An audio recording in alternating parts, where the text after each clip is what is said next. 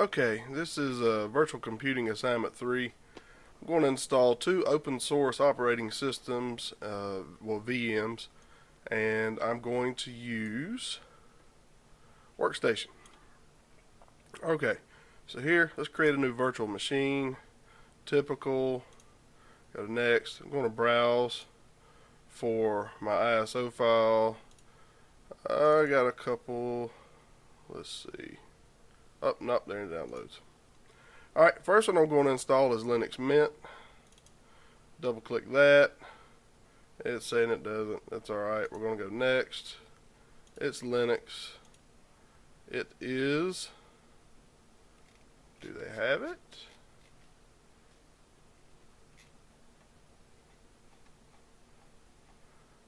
No, but that's okay. We'll just use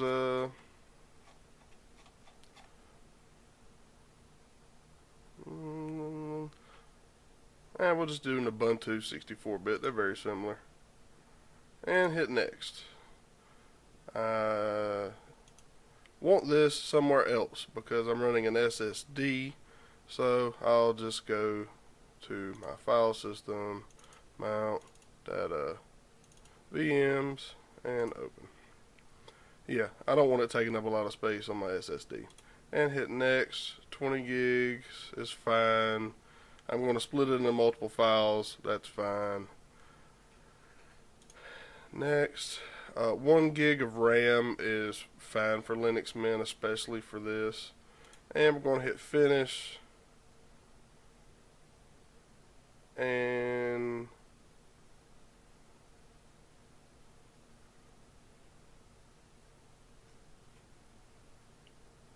alright, close. We'll start it up. And Linux Mint. Even though it says Ubuntu, it's fine.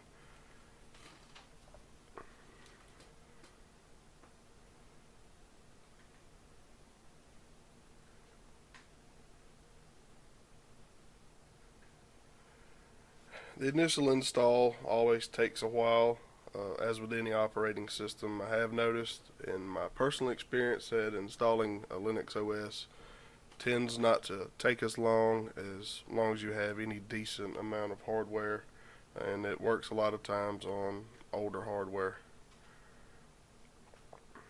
Good way to salvage an old laptop. Alright, while that's running there we go. Install Linux Mint.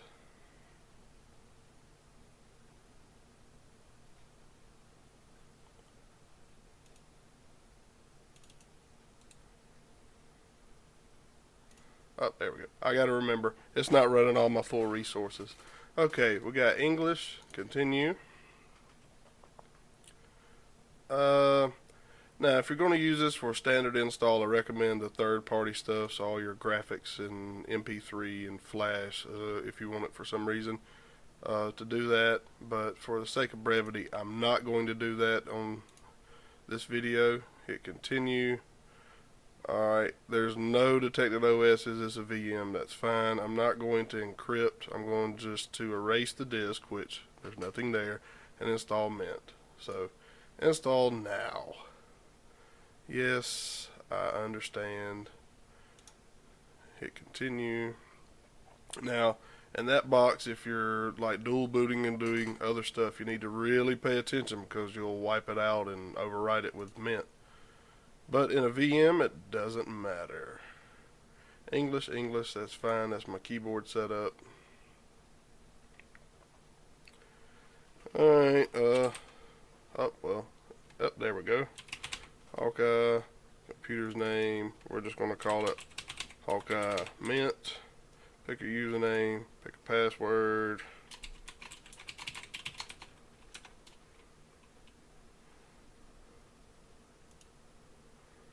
Oh, 1 gig of RAM is slow sometimes.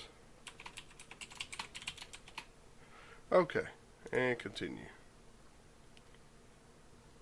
Okay, while that's installing, I'm going to create another VM, and this time, typical, I'm going to browse, I'm going to my downloads folder, and I'm going to install a slightly older version of Ubuntu. I still like running 14.04, it's still supported. And open, next, and we're going to type in a password. Passwords are good things if you use them correctly. And once again, I'm going to put this on my large spinning drive because I see what it's doing there. I'm going to change it just to plain Ubuntu because the other one is named Ubuntu 64-bit, which is Mint. I can change that later. 20 gigs is fine. We're going to go next. 1 gig once again is fine. Hit finish.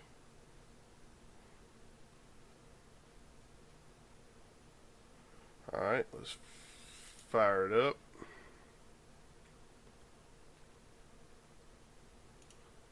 Let's check on Mint. It's still doing that.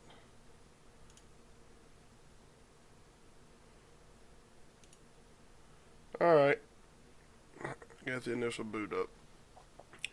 Now, while all of this is running, I'm going to explain why I chose to install Linux Mint and Ubuntu.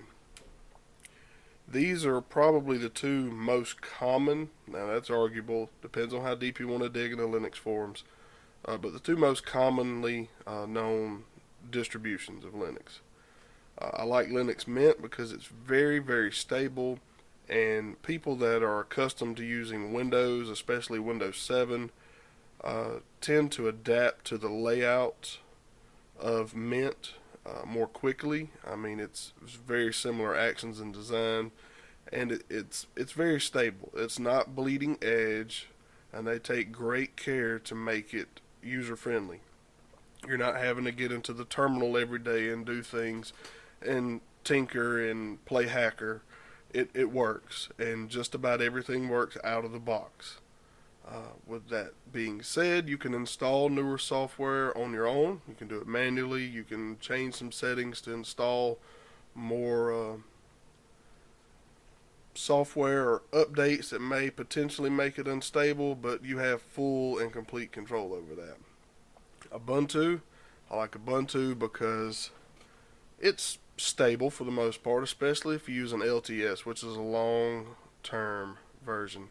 It has long-term support, LTS. Those versions are supported for 5 years.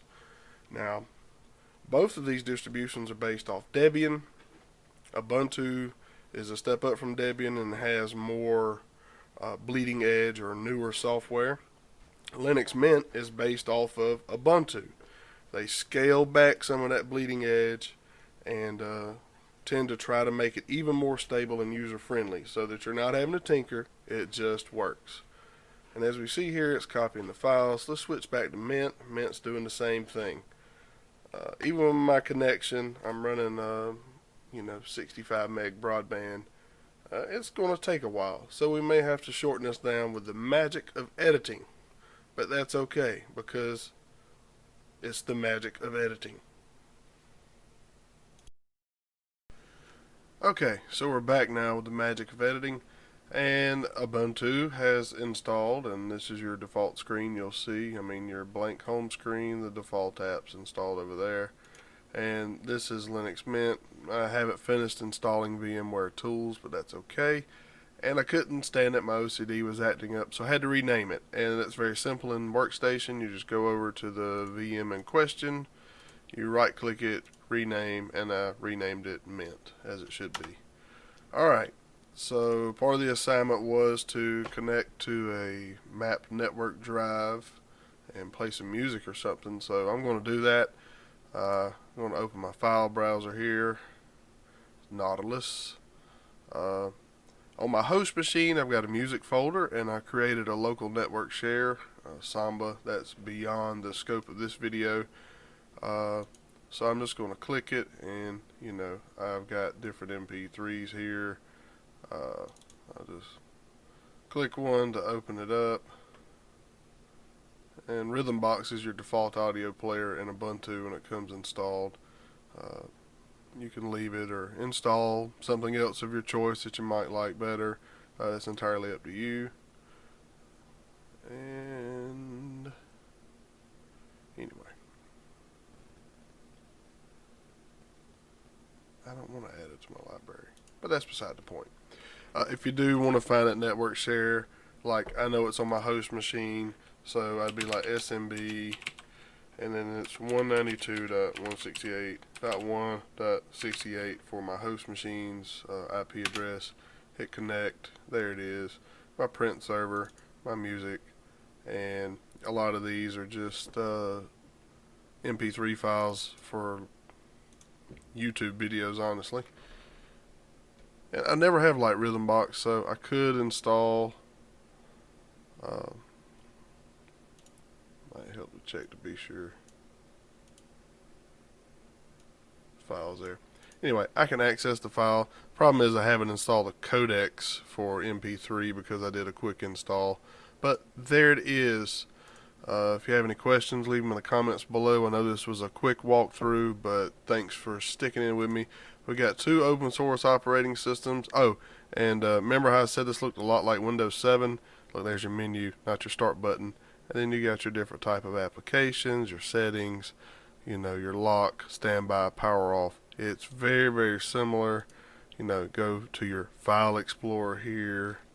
I've got hidden files shown. You've got your breakdown tree. It's a very, very similar layout, and I found that a lot of long-time Windows users adapt to this very well. Anyway, thanks for watching, and catch you next time.